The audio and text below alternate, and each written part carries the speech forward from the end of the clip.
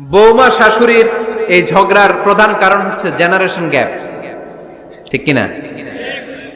শাশুড়ি এক জেনারেশনের আর বৌমা আরেক জেনারেশনের। শাশুড়ি ভাবে একরকম, বৌমা ভাবে আরেক রকম। শাশুড়ি চায় বউর উপর খবরদারি করতে, বউ চায় শাশুড়ির উপর খবরদারি করতে। এই ডমিনেটিং এর কারণে কিলাকিলি আছে না নাই? আহা, এটা ঠিক না। আমার শাশুড়ি মায়েরা যারা আছেন, প্রথমে শাশুড়ি দিয়ে শুরু করি। আমার মাইকের আওয়াজ যে ঘরগুলাতে যায়, আমার শাশুড়ি মাদেরকে বলবো, বউদের উপর অত্যাচার করবেন না। ছেলেরে প্রশ্ন করে, তোর কাছে তোর বউ বড় না আমি বড়? আছে না নাই? এটা একটা প্রশ্ন হইল। তোর বউ বড় না আমি বড়? দুইজনেই বড়। তো এক ছেলে সুন্দর উত্তর দিছে, আমার কাছে ভালো লাগছে উত্তরটা শুনে। এক মা প্রশ্ন করছে, তোর এতদিন আমি লালন পালন করে বড় করলাম, জীবন যৌবন তোর জন্য শেষ করলাম, আজকে বউ পাইয়া বউ তোর আপন হয়ে গেল? এবার ছেলে উত্তর দিছে, মা, আমার মুখ থেকে মা ডাক শোনার জন্য তুমি কি কষ্টটাই না করছো জীবনে।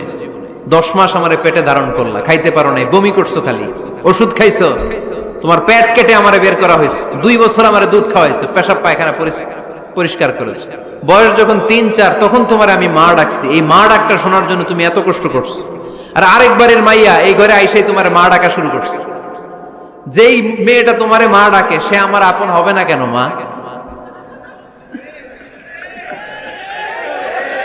ঠিক কিনা? এই মা ডাক শোনার জন্য তুমি এত কষ্ট করলা, আমার লালন পালন করলা, 10 মাস পেটে ধরলা, পেশাব পায়খানা পরিষ্কার করলা, এরপরে মা ডাক শুনতে পারছো। আর আরেকবারের মেয়ে জানা নাই চিনা নাই এসেই তোমার ডাকা শুরু করছে মা। তো যে আমার মারে মা ডাকে তার স্থান তো আমার কলিজায়, ঠিক কিনা? শাশুড়ি আম্মারা যারা আছেন, প্লিজ বৌমাদেরকে কষ্ট দিয়েন না। অনেক শাশুড়ি আছে পান থেকে চুন খসলে রেগে যায়, পদে পদে স্ত্রীর ভুল ধরে, বউয়ের ভুল ধরে, আছে না নাই? এটা করবেন না। সে তো নতুন, আপনার অনেক এক্সপিরিয়েন্স হতে তার সময় লাগবে, তাকে সময় দিন, তাকে ভালোবাসুন, ঠিক কিনা? না বুঝে সামান্যতে বৌমারে বদদোয়া দেয়, এরকম আছে না নাই? কিন্তু বুঝতে চায় না, বৌমারে যদি বদদোয়া দেয় তাহলে তার নিজ ছেলের পরিবারের ক্ষতি। পেটে ধরা যে ছেলে, ছেলের পরিবারের কিন্তু ক্ষতি, তার আপন নাতি নাতনিদেরই ক্ষতি। আওয়াজ করে বলেন ঠিক কিনা? বৌমাকে বদদোয়া দিয়েন না। বৌমাকে নিজের মেয়ের মতো দেখবেন। সমাধান আমি দিচ্ছি, কেমন দেখতে হবে? নিজের মেয়ের মতো। নিজের মেয়ে সকালে ঘুম থেকে ওঠে 11টা, ওইটা সমস্যা নাই।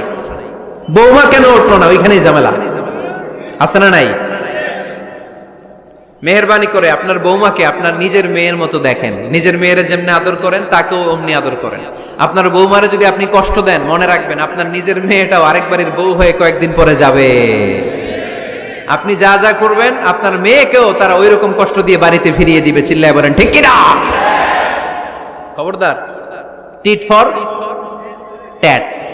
ইট্টি মারলে পাটকেলটি খেতে হয়। এজন্য শাশুড়ি আম্মা জানারা যারা আছেন, বৌমার সাথে খারাপ আচরণ করবেন না মেহেরবানি করে।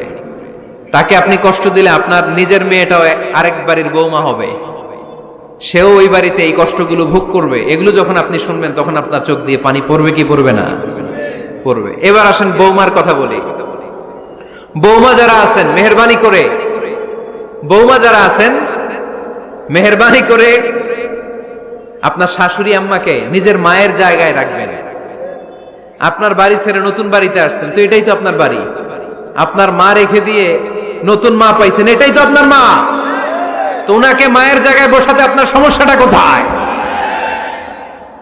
বৌমারা খেয়াল রাখবেন, আপনি আপনার শাশুড়ির সাথে যে আচরণটা করতেছেন, আপনার শেষ বয়সে আপনার ছেলের বিয়ে দেওয়ার পরে যে বৌমাটা আসবে ওই আচরণই আপনাকে ফিরিয়ে দিবে। The nature has its own return.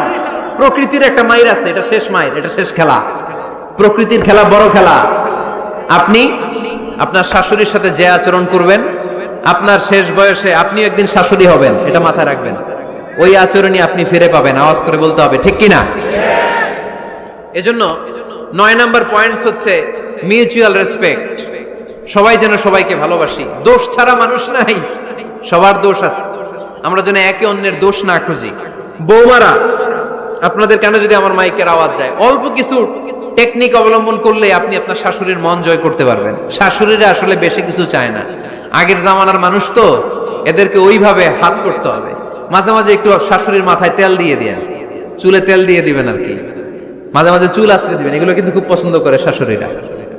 ওনার প্রেশারটা একটু মেপে দিবেন, ডায়াবেটিক্সের ওষুধটা খাইলো কিনা সময় মতো খোঁজ নিবেন, কি পছন্দ করে খেতে একটু রান্না করে দিবেন। যেই বক্তার ওয়াজ শুনতে পছন্দ করে ওই বক্তার ওয়াজগুলো ডাউনলোড করে শাশুড়ি আম্মাকে দিবেন, ইসলামী বই দিবেন। দেখবেন বয়স্ক নারীরা মাহফিল যেতে খুব পছন্দ করে, ওয়াজ শুনতে খুব পছন্দ করে, নবীদের কাহিনীগুলো শুনতে পছন্দ করে। বসায় বসায় একটু কাহিনীগুলো শোনাবেন। বাইরে বেরোলে জিজ্ঞেস করেন, আম্মা আপনার কিছু লাগবে কিনা। আরেকটা টিপস আছে, চুল যখন আশ্রাবেন আর শাশুড়ির মাথায় যখন তেল দিয়ে দিবেন, তখন অতীতের কথা জিজ্ঞেস করেন, দেখবেন অতীতের স্মৃতিতে হারিয়ে গিয়েছে আপনার শাশুড়ি। কি জিজ্ঞেস করবেন জানেন? জিজ্ঞেস করবেন, আম্মা জান, মুক্তিযুদ্ধের সময় আপনার বয়স কত ছিল? ওই সময় মুক্তিযুদ্ধের সময় আপনাদের এলাকায় কি কি হয়েছিল মা? আরেকটা প্রশ্ন করবেন, মা বিয়ের সময় আপনি কেমন ছিলেন? ওই দিন দেখবেন বুড়ি আর বুড়ি নাই, জোয়ান হয়ে গেছে। ওই দিন বলবে, মা আমি অনেক সুন্দরী ছিলাম, আমার মাথায় অনেক চুল ছিল, আজকে নাই।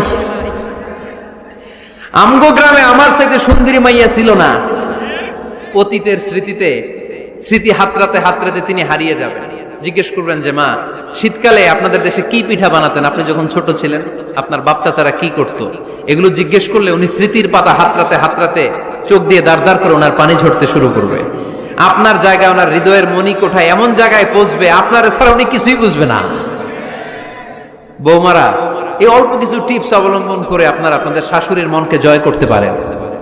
শাশুড়ি বৌমার দ্বন্দ্ব আমরা চাই না, আমরা চাই শাশুড়ি বৌমাকে নিজের মেয়ের মতো জানো, আর বৌমা শাশুড়িকে আপন মায়ের মতো ভালোবাসুক, ঠিক কিনা? এই মিউচুয়াল রেসপেক্টই পারে শাশুড়ি বৌমার দ্বন্দ্বকে দূর করতে আর ঘরটারে শান্তির টুকরা বানাতে। আওয়াজ করে বলেন ঠিক কিনা? কয়টা গেল? আর আছে কয়টা? দোয়া করবেন একে অপরের জন্য। দোয়া, সাইয়েদনা ইব্রাহিম ফ্যামিলির জন্য দোয়া করতেন, রব্বি জাআলনি মুকিমাস সালাতি ওয়া মিন যুররিয়াতি রব্বানা ওয়া তাকাব্বাল দুআ। ও আল্লাহ, আপনি আমার নামাজ কায়েমকারী বানান, আমার কলিজার টুকরা সন্তান ইসমাইলকেও নামাজ কায়েমকারী বানান, আমার দোয়াটা আপনার দরবারে আপনি কবুল করে নেন। সুবহানাল্লাহ পড়েন। রব্বানা ইন্নী আসকানতু মিন যুররিয়াতি বিওয়াদিন গায়রি যী যারইন ইনদা বাইতিকাল মুহাররাম। ও আল্লাহ, আমার সন্তান সন্ততি, আমার ফ্যামিলিকে ধুধু মরুপ্রান্তর এই উপত্যকার মধ্যে তোমার কাবা ঘরের সামনে রেখে গেলাম, তাদেরকে তুমি নামাজ কায়েমকারী বানিয়ে দিও। গোটা বিশ্বের সব মানুষের অন্তর আমার ফ্যামিলির দিকে আল্লাহ তুমি ঝুঁকিয়ে দিও। ওয়ারযুকহুম মিনাস সামারাত, ফলমূল দিয়ে আল্লাহ তুমি তাদেরকে রিজিকের ব্যবস্থা করে দিও। তার মানে সব নবীরা তাদের পরিবারের সদস্যদের জন্য দোয়া করতেন কি করতেন না? আবার কোরআন আমাদেরকে শিখালো, রব্বানা হাব লানা মিন আজওয়াজিনা ওয়া মিন যুররিয়াতিনা কুররাতা আ'য়ুন ওয়াজআলনা লিল মুত্তাকিনা ইমামা। ও আল্লাহ, এমন নেককার সন্তান, এমন নেককার স্ত্রী আপনি আমাকে দান করেন যাদের দিকে তাকালে আমার চোখ দুইটা ঠান্ডা হয়ে যায়। চক্ষু শীতলকারী স্ত্রী দেন। বিয়ে যাদের হয় নাই, ইয়াং ছেলেরা এই দোয়াটা করবা। বিয়ের জন্য দোয়ার দরকার আছে না নাই? প্রতিদিন এই দোয়া করবা, আল্লাহ এমন স্ত্রী দেন, এমন জীবন সঙ্গিনী আপনি আমাকে দেন, এমন লাইফ পার্টনার দেন যার দিকে তাকালে আমার চোখ জুড়িয়ে যায়। এমন সন্তান আল্লাহ আপনি আমার ফ্যামিলিতে দেন যাদের দিকে তাকালে আমার চোখ দুইটা ঠান্ডা হয়ে যায়। নেককার সন্তান, নেককার স্ত্রী আল্লাহর কাছে দোয়া করে চেয়ে নিতে হয়। তাহলে ফ্যামিলি মেম্বার একে অপরের জন্য দোয়ার দরকার আছে না নাই? বাবা দোয়া করবে ছেলের জন্য, ছেলে করবে বাবার জন্য, মা দোয়া করবে মেয়ের জন্য, মেয়ে করবে মায়ের জন্য, ভাই করবে বোনের জন্য, বোন করবে ভাইয়ের জন্য। দোয়ার দরকার আছে না নাই? দোয়া করবেন সবাই সবার জন্য। এই যে কোরআনের বঙ্গানুবাদ পাওয়া যায় না এখন, কথা বলেন। স্মার্টফোন আছে কার কার দেখি? হ্যাঁ, কারা কারা স্মার্ট দেখি, হাজার হাজার স্মার্ট, মাশাআল্লাহ। এই স্মার্টফোনের ভেতরে আল কোরআন নামে বাংলায় কোরআনের একটা অ্যাপস পাওয়া যায়। কথা বলেন, পাওয়া যায় কি যায় না? আজকে থেকে এই অ্যাপসটা ডাউনলোড করে প্রতিদিন 1 আয়াত 2 আয়াত 3 আয়াত করে পড়া শুরু করে দেন। বাঁচতে হলে পড়তে হবে, বাঁচতে হলে জানতে হবে, ঠিক কি না? এই স্লোগান আমাদেরকে শিখায়। এই স্লোগান তো আল্লাহ, এই স্লোগান দিয়েই তো আল্লাহ কোরআন শুরু করছে, ইকরা বিসমি রাব্বিকাল্লাযী খালাক। বাঁচতে হলে জানতে হবে, বাঁচতে হলে পড়তে হবে, পড়ার কোনো বিকল্প নাই। আওয়াজ করে বলেন ঠিক কি না? সুজানগরের ভাইয়েরা, মোবাইলের অ্যাপসের ভিতরে আমরা কোরআন রাখতে রাজি আছি তো সবাই? হাদিসের অ্যাপস ডাউনলোড করতে রাজি আছি তো? বাস রাজি আছি, ডাউনলোড করে রাইখা দেব, আর কেউ পড়বো না নাকি? হ্যাঁ, প্রতিদিন একটা আয়াত হলেও যেন আমরা পড়ি। আল্লাহ যা বলা দরকার সব বলে দিয়ে গেছে, নতুন করে আর কিছু বলবে না। আমরা যেন পড়াশোনা করি, আমরা যেন একটা পাঠাগার বানাই। আবারও কখনো আসার সুযোগ হইলে আমি জিজ্ঞেস করবো, যদি আমার মনে থাকে, যে আপনাদের পাঠাগার আছে কার কার ঘরে। সেদিন সবার হাত তুলতে হবে। এমনি পারা যাবে তো? আল্লাহ তুমি তৌফিক দাও।